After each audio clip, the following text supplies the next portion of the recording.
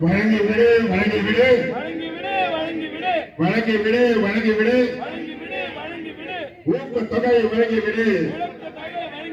அனைத்து பணியாளர்களுக்கும் ரூபாய் 5000 ஊக்கத்தொகை வழங்கிவிடு. அமல்படுத்திடு அமல்படுத்திடு. பழைய ஓய்வு திட்டத்தை அமல்படுத்திடு அமல்படுத்திடு. பணி நிரந்தரம் செய் பணி நிரந்தரம் செய். என்எம்ஆர் NULM பணியாளர்களை பணி நிரந்தரம் செய்திடு. கைவிடு கைவிடு. தனியார் வசம் ஒப்படைப்பதை உடனே கைவிடு. நிரந்தரம் செய்திடு நிரந்தரம் செய்திடு. நிரந்தரம் செய்திடு நிரந்தரம் செய்திடு. அம்மா உணவகங்களில் பணியாற்றும் பணியாளர்களை பணி நிரந்தரம் செய்திடு.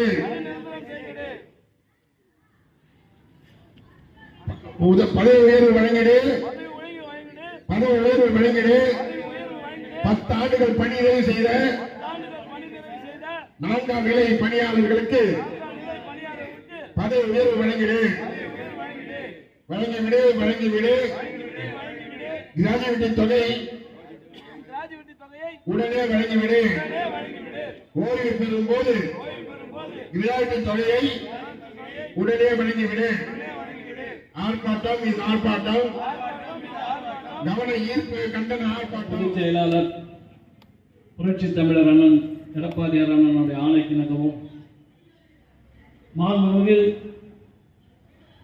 நிறுவன தலைவர் புரட்சி தலைவர் எம்ஜிஆர் அவருடைய அருளாசியோடும் மாண்புமிகு புரட்சி தலைவி அம்மா அவருடைய அருளாசியோடும் சென்னை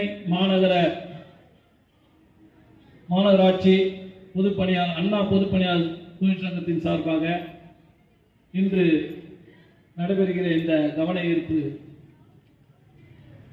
வாயில் கூட்டத்திற்கு ஆர்ப்பாட்டத்திற்கு வருகை புரிந்திருக்கின்ற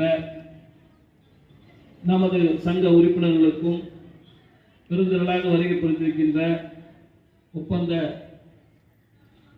தொழிலாளர்களாக பணியாற்றக்கூடிய மகளிர் சகோதரிகளுக்கும் இங்கே எனக்கு முன்னால் பேசியிருக்கின்ற அண்ணா தொழிற்சங்க பேரவையினுடைய தலைவர் அண்ணன் தாடிமார் ராசு அவர்களுக்கும் இங்கே வருகை புரிந்து நன்றி உரையாற்றி உங்களுக்கு கருத்து சொல்ல வருகை புரிந்திருக்கின்ற அண்ணா தொழிற்சங்க பொருளாளர் திரு அப்துல் அமீத் அவர்களுக்கும் இந்த நிகழ்வை சிறப்பான முறையில் ஏற்பாடு செய்து தலைமை பொறுப்பேற்று நடத்தி கொண்டிருக்கின்ற இந்த நம்முடைய மாநகராட்சி பொதுப்பணியாளர் சங்கத்தினுடைய தலைவர் புஷ்பராஜ் அவர்களுக்கும் செயலாளர் முன்னிலை பொறுப்பு வைத்திருக்கின்ற தம்பி அங்கதுரைக்கும் ஏனைய இங்கே அண்ணன் அவர்கள் வாசித்து வருகை புரிந்திருக்கின்ற அனைத்து நிர்வாகிகளுக்கும் நமக்கு பாதுகாப்புக்காக இங்கே வருகை புரிந்திருக்கின்ற காவல்துறை அதிகாரிகளுக்கும் அனைவருக்கும் என்னுடைய மாலை வணக்கத்தை தெரிவித்து, தங்கம் சாதிக்காததை சங்கம் சாதிக்கும் என்பதற்கு எத்தனையோ எடுத்துக்காட்டை நம்ம சொல்லலாம்.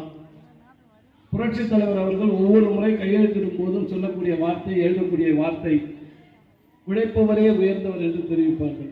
அப்படிப்பட்ட உன்னதமான தலைவர்கள் புரட்சி தலைவி அம்மா அவர்கள் இந்த மக்களுக்காகவே நான், மக்களால் நான், மக்களுக்காக நான் என்று வாழ்ந்தவர்.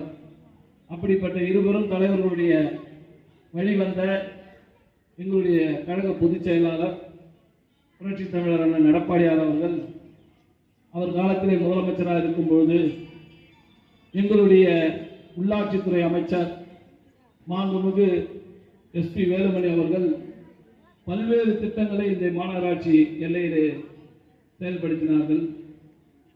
எத்தனையோ திட்டங்களை நாம் இங்கே எடுத்துரைக்கலாம். இன்றைய தினம் நம்முடைய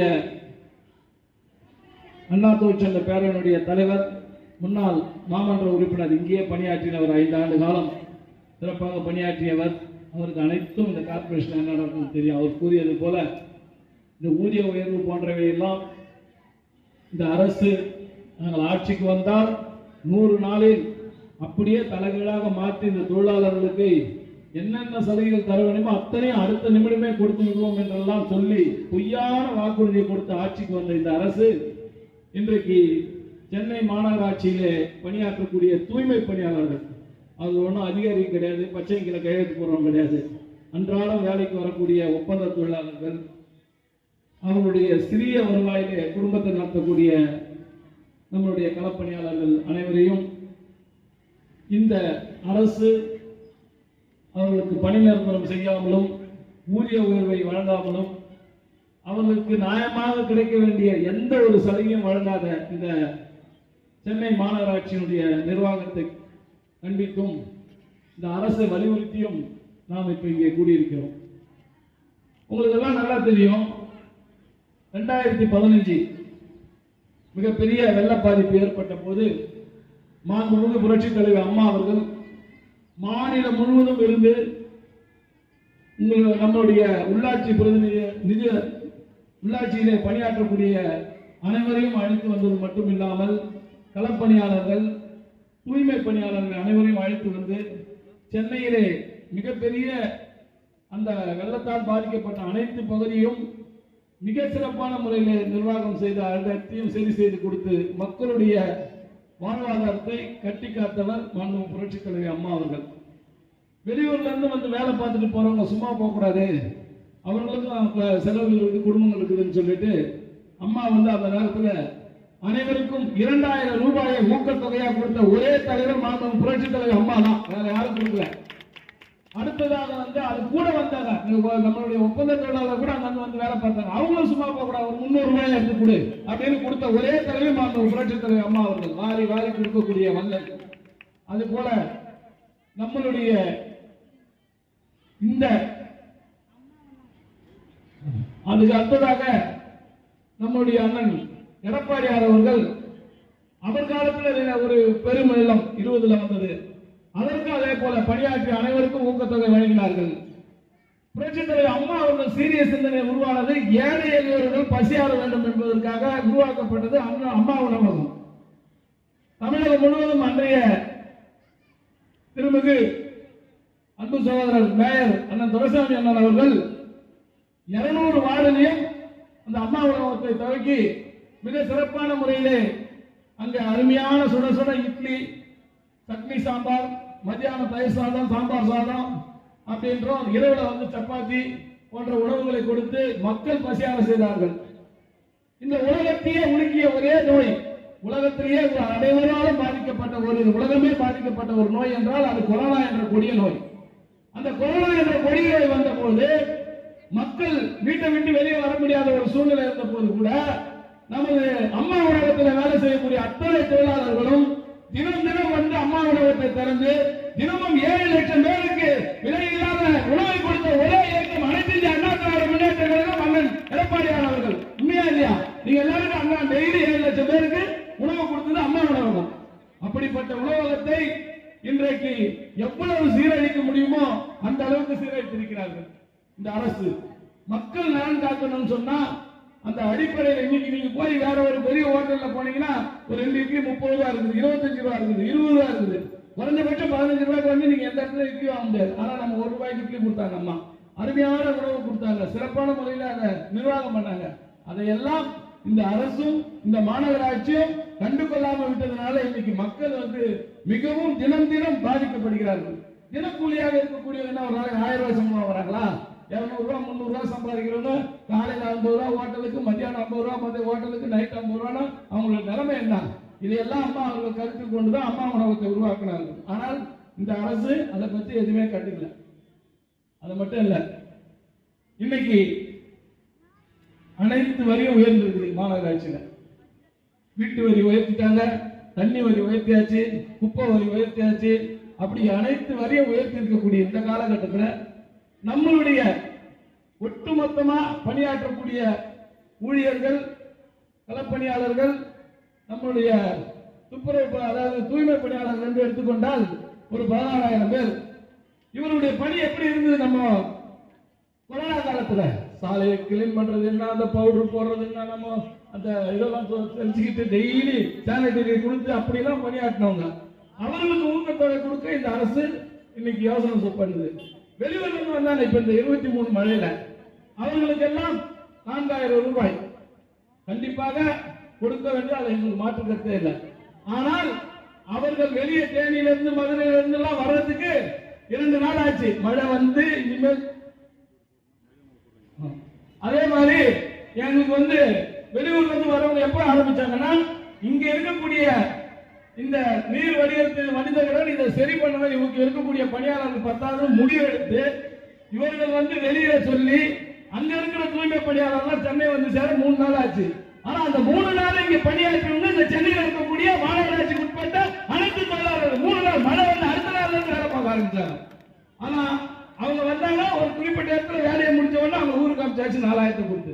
ஆனா அதுக்கப்புறம் ஒரு நாள் வேலை பார்த்தவங்க இங்க இருக்கக்கூடிய தூய்மை பணியாளர்கள். இவர்களுக்கு ஏன் ஊக்கத்தொகை கொடுக்கவில்லை? இவர்களுக்கு உடனடியாக ஊக்கத்தொகை கொடுக்க வேண்டும்.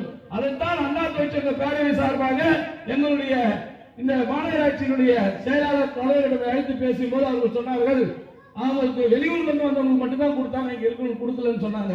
அதைத்தான் நாங்கள் வலியுறுத்தி இன்றைக்கு மிக அருமையான முறையில் இந்த ஏற்பாடு செய்திருக்கிறதுக்கு காரணமே, உடனடியாக 5000 ரூபாய் கொடுக்க வேண்டும் என்று மாநகராட்சி ஆணையாளருக்கு கடிதமும் கொடுத்தோம். கொடுத்த ஒரு 10 நாள் ஆகி போச்சு. ஒரு வாரம் அந்த மழை விட்ட 2 நாள்லயே கொடுத்தோம். ஆனா அங்கிருந்து எந்த விதமான பயன்பாடு தகவல் வராதனாலதான் நம்ம இன்னைக்கு இந்த கவன ஈர்ப்பு ஆர்ப்பாட்டத்தை நடத்த வேண்டிய ஒரு சூழ்நிலை வந்திருக்கு. கண்டிப்பாக இங்க இருக்கக்கூடிய தூய்மை பணியாளர்களுக்கு ஒவ்வொருவருக்கும் 5000 ரூபாயும், அதே போல வெளியே இங்கே இருந்து பணியாற்றக்கூடிய அந்த ஒப்பந்த தொழிலாளர்களுக்கு 1000 ரூபாய் வீதமும் வழங்க வேண்டும் என்று நாங்கள் கேட்டுக்கொள்கின்றோம். கண்டிப்பாக இந்த அரசு வழங்க வேண்டும், இந்த மாநகராட்சி வழங்கி ஆக வேண்டும் உடனடியாக என்று தெரிவித்து, அந்த வகையில் ஒரு 16000 பேர் இருக்காங்கன்னு சொன்னா ஒரு 8 கோடி ரூபாய் வரும். இன்னைக்கு ஏற்றிருக்கிற வரியில இது 0.1% கூட கிடையாது. ஏன் இதை கொடுக்கறதுக்கு இந்த அரசு தயங்குது? இன்னைக்கு போயிருக்காங்க நம்மளுடைய 15 மண்டலத்துல இருந்து கிட்டத்தட்ட 2-3 மண்டலத்துல தான் அனுமதி கொடுத்தாங்க. மிச்சம் எல்லாருக்கும் வேலை கொடுத்தாங்க. என்ன வேலை? இந்த புயலால் பாதிக்கப்பட்ட மக்களுக்கு கணக்கு எழுதுறதுக்கு அவங்களை அந்த அனுப்புறாங்க. ஏன்னா இன்னைக்கு நம்மளுடைய ஆர்ப்பாட்டம் இருந்து கூட்டம் வந்துடக்கூடாது. போயிருக்கிறவங்க பூரா அண்ணா தொழிற்சங்கத்தை சேர்ந்த எங்களுடைய அண்ணா பொதுப்பணியாளர் சங்கத்தை சேர்ந்த நிர்வாகிகள் அங்க போயிருக்காங்க. அரசு எந்த அளவுக்கு எல்லாம் பழிவாங்க. இன்னைக்கு ஒரு சில அதிகாரிகள் எங்களுடைய நிர்வாகிகள் சில பேர் பழிவாங்கி இருக்காங்க. இது நிலைக்காது. மிக விரைவிலே மீண்டும் அந்த எடப்பாடியார் தலைமையில் தமிழகத்திலே அம்மா ஆட்சி மலரும். அந்த நிலை வரும்போது கடந்த முறை உங்களுக்கு எல்லாம் தெரியும், மாநகராட்சியில 186 பேர் எங்களுடைய கிட்டத்தட்ட 150-160 பேர் மேல நம்ம கவுன்சிலர் இருந்தாங்க. எந்த விதமான தவறு இல்லைங்க. ஒவ்வொரு சின்ன பிரச்சனைனாலும் அம்மாவோட நேரடி கவனத்துக்கு போயிட்டு பயந்துட்டு ரோட்ல வேலை பார்த்து இன்னைக்கு பாருங்க பிளீச்சிங் பவுடர் போடணும்னா மைதா மாவு போடுறாங்க. மைதா மாவு 80 ரூபா. மைதா மாவு எங்க போய் அச்சுக்கிறது? பிளீச்சிங் பவுடர் வாங்கினா 300 ரூபா ஆகும், இதுதான் 80 ரூபா முடியுதுன்னு சொல்றாங்க. அம்மா இருக்கும்போது ஒவ்வொரு கவுன்சிலரும் சின்ன தினமும் ரோட்ல நிக்கணும், அவங்க வேலை பார்க்கணும். ஆனா இந்த மழை வெள்ளத்துல சென்னை மாநகராட்சிக்கு உட்பட்ட ஒரு கவுன்சிலர் கூட நம்மளுடைய மக்கள் வெளியே பார்க்கலாம். வேலை பார்த்தவங்க கூட இந்த தூய்மை பணியாளர்களும் இந்த ஒப்பந்த தொழிலாளர்கள் தான். அவங்க எல்லாம் எங்கேயுமே வரல, கார்லயே இருந்து அப்படியே இருந்துட்டு போயிட்டாங்க. இதற்கெல்லாம் மிக விரைவில் பதில் சொல்ல வேண்டிய ஒரு காலம் வரும். இந்த அரசும் இந்த மாநகராட்சியினுடைய அதிகாரிகளும் உடனடியாக திரும்பி பார்த்து இவர்களுடைய கண்ணீரை துடைக்க வேண்டும். இவர்களுக்கு கொடுக்க வேண்டிய அந்த பணப்பயன்களை உடனே வழங்க வேண்டும் என்று கேட்டு, இந்த வகையிலே செயல்படக்கூடிய இவர்களுக்கு வழங்க வேண்டிய அனைத்து பணப்பயன்களும் வழங்க வேண்டும் என்று இந்த நேரத்தில் கேட்டுக்கொண்டு, அண்ணன் எடப்பாடி அவர்கள் நடுவில் பேசிட்டு இருக்கும்போது இந்த மேட்டர் சொன்னேன். எப்ப என்னப்பா இன்னுமா கொடுத்தா இருக்கு? ஆமா நான் கொடுக்கல அப்படின்னா அன்னைக்கு வேலுமணி அண்ணன் கூட சொன்னேன். உள்ளாட்சியில பல பிரச்சனைகளை பேசணும்னு சொன்னா வேலுமணி அண்ணனை கூப்பிட்டு வரணும். இந்த மாநகராட்சி இந்த வகையில எங்களுடைய கோரிக்கையை ஏற்று வழங்கவில்லை என்றால் அடுத்து ஆண்டு துவக்கத்திலேயே இன்றைக்கு அண்ணா தொழிற்சங்க பேரவையின் சார்பாக நாங்கள் போக்குவரத்து தொழிலாளர்களுக்காக ஒரு வேலை நிறுத்தம், பேருந்து ஓட்டுநர்கள் என்ற ஒரு கோரிக்கையை கொடுத்து அதுக்கான பேச்சுவார்த்தை நடந்துட்டு இருக்குது. இல்லைன்னு சொன்னா அதே போல சென்னை மாநகராட்சியில் இருக்கக்கூடிய அனைவரையும் ஒன்றிணைத்து ஒரு மாபெரும் போராட்டத்தை முன்னெடுத்து அடுத்த கட்ட போராட்டத்துக்கு அண்ணா தொழிற்சங்கம் முன்னெடுக்கும் என்று கூறி இந்த வாய்ப்புக்கு நன்றி கூறி விடைபெறுகிறோம்.